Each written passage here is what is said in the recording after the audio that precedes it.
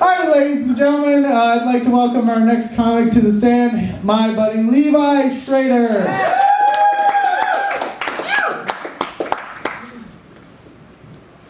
Thank you. Should have given that to you. Yeah, thanks. Hi, everybody. I'm Levi. Hi. So, my set is about sex, and I don't like to do jokes about sex. This is not something I like to talk about. But this is a special exception. This is actually about my, I'm currently single. I've been single for a little over a year. Are there any other single people here? No. Just, Yeah. You and me, man. Woo! You and me, buddy. It sucks. Being single sucks. God damn it. Because it makes you make really stupid decisions like I have made my fair share. I'm going to tell you about my last sexual encounter. So let's rewind the clock about 2 months. About 2 months. I don't typically just go out into places and pick up women, but I met this gal at a coffee shop, and if Tom Waits knows anything, it's you don't meet nice girls at coffee shops, because you meet dumb girls at coffee shops, really dumb girls at coffee shops. Let me tell you her name. Really pretty, sweet girl. I'm not trying to put her down, mostly, but her name is Lo. Her name is fucking Lo. So I meet Lo, and when I met Lo, I thought, and I was like, oh, Lo, huh, it's a pun. No, I really thought she was really high. I've never met a more just kind of relaxed, chill, at ease person who's really kind of easy going. Hey, how's it going? Like really, she wants it. She's having a lady stroke. I figure you were different. It's all facial, but so I meet her. We exchange numbers. You want my number? Sure. Here you go. Look. She texts me out a week later. Finals are done. She goes, I'm getting together with some friends to have some drinks and celebrate the end of finals. Would you like to come? I say, sure. I go to the bar. I sit down at the booth, and we're waiting there, and it's just the two of us. And then I realize no one else is coming. No one else is coming. And I've been trapped in this date with Lo. This is so dull. So we have our drinks. I have a beer. She has something, fruit, and from there, it's like, well, I don't really, what do you want to do? So I was down just go hang out and have a few more beers. Whatever. I'm like, oh, okay. So are you coming on to me, or are you shutting down? Do I have to reboot you? I don't understand. I don't even. Stop! But, so she comes home to me. And we have a couple more beers, and then we get into the Q&A session. We're just getting to know each other a little better. She asked, I'm 21 years old. I had conversations with this girl that I haven't had since I was 11. Like, what's your favorite color? I don't know, it's green. What's yours, Lo? And of course, like every dumb girl, it's not just one, it's two colors, and they're not real colors. It's like fuchsia and something akin to mahogany, and they're not on the fucking wheel. You can't choose them. They're not on the wheel. I'm not gonna say these pants are a nice shade of tobacco, because I would be a dick. Just like you saying your favorite color is turquoise makes you kind of but anyway, the questions have been exhausted. It took all, I'm not kidding, this conversation took all of like 15 minutes. All of it. Like the getting to know each other, because she's smart, but she's not interesting. I'm not trying to put her down. It's just, anyway. There's nothing else to do. From here, it's either, okay, this is great, have a good night, or we just kind of, get right to it. So we did. It wasn't bad. But it wasn't great. It wasn't exciting or interesting or whatever. And, kind of repelled from the ceiling. I just died. It's like I'm fucking spelunking. We're going in! None of that. It's just regular. And we're like, doing it. And I'm not really thinking about it while it's happening. This is not a big deal. It just wasn't. And I thought, well, I guess this will be over soon. And then it was. I would say, no. this woman had the most monotonous orgasm I've ever fucking heard. So we're there, and it's happening, and all of a sudden, I just hear eyes slightly open, mouth again, head set. I'm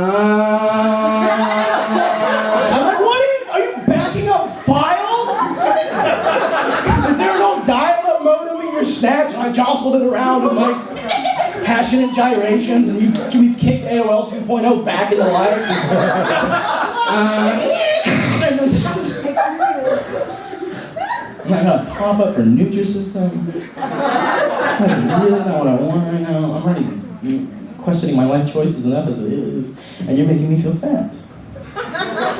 You're all making me feel fat right now. You're making me feel fat. That was it. And she went home. I haven't seen her. How much time do I have? I don't know. All right. Oh, quick. Okay, really quick. That's it. That's the end of it. She went home. I have a lot of weird things that happen to me. I have no button for that. I have a lot of weird things that happen to me. Not happen to me personally, but I've experienced in public restrooms. Just weird shit. No, then fuck you. That's no. But yesterday, I'm in class and I get up to go to the restroom. I go in the stall to poop, as you do.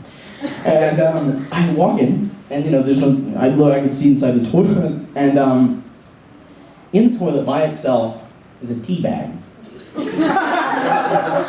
tea bag, but not like whatever brand they carry over there. This is from home. It's a Lipton tea bag. So somebody brought this here, and I'm going to assume for this express purpose. Because it's been in there for a while, and it wasn't used because I looked, because also the rest of the water in the toilet is tea. It sounded like this, was the Duchess of York visiting? And it's like, Montana. She was like really pissed off, and this disgruntled man says like, wait, the Duchess once said tea. Oh, she's like, here you are, madam. And then that's what Downton Abbey is about, right? It's like toilet water. I thought it was about a glee club, but something else I like to do in bathrooms. I like to sit in the stall. I like to go, sit, and I'll race the person next to me in the other stall. I'll race them to the finish, but they don't know that it's a race, and they really don't like it when I deprecate them for losing afterwards. You gotta get on top of your game! And he's just like, oh shit! I'm like, exactly! And I just kick the door open. I go, I'm gonna show you how! Big tutorial.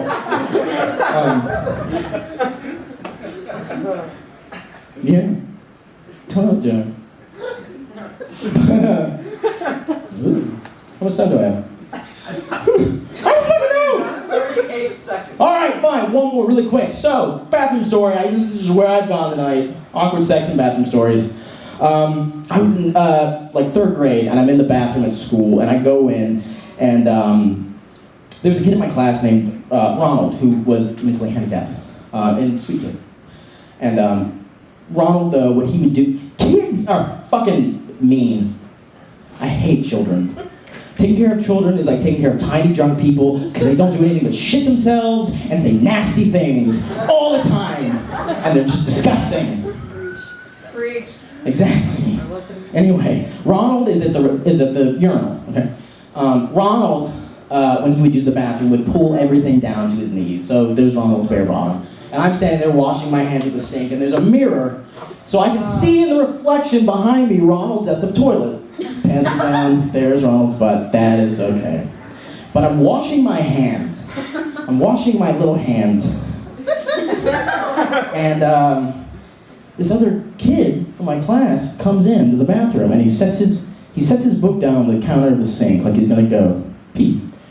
And he looks, and he sees Ronald peeing with his pants down.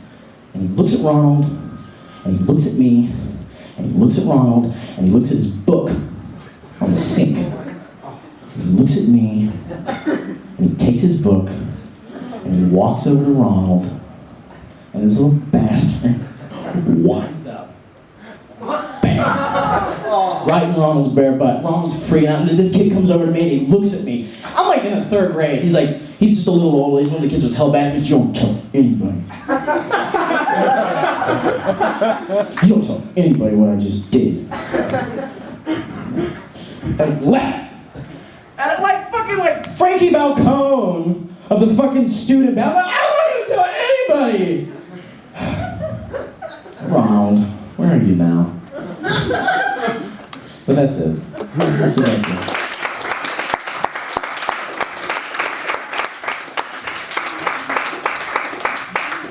That explains a lot.